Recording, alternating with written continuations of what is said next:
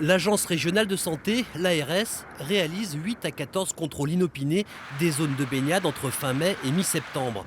À la suite de ces contrôles, une zone de baignade peut être fermée pour cause de pollution bactériologique, soit de façon ponctuelle, à la suite par exemple d'un épisode de forte pluie, soit de façon permanente. Certaines plages, si elles sont classées insuffisantes durant 5 années consécutivement, doivent fermer durant au moins la saison qui suit.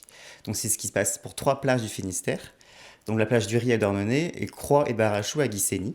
Ils ont eu ces 5 classements consécutifs en insuffisant. Du coup, il y a eu un acte donc, de fermeture, un arrêté municipal pour Croix et Barachou, un arrêté préfectoral sur la plage du Ried.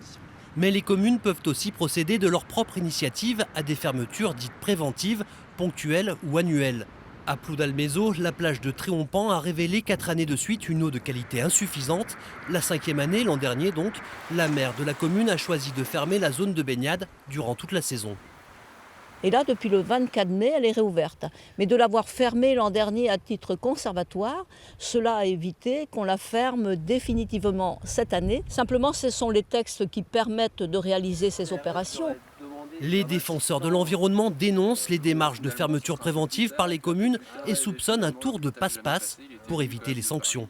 C'est tout d'abord les fermetures préventives ponctuelles. Dès qu'on attend une pluie, on ferme la plage et donc aucun des contrôles de l'ARS ne sera répertorié dans le contrôle annuel.